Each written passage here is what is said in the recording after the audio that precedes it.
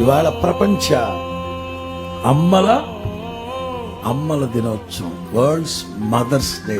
ఇక్కడున్న అమ్మలందరికీ, సభాముఖంగా అమ్మలందరికీ, అది నిన్నగాక మొన్న పెళ్ళయి ఏడాది ఒక 2 నెలల పసిగుడ్డుని ఒళ్ళో పెట్టుకున్న అమ్మే.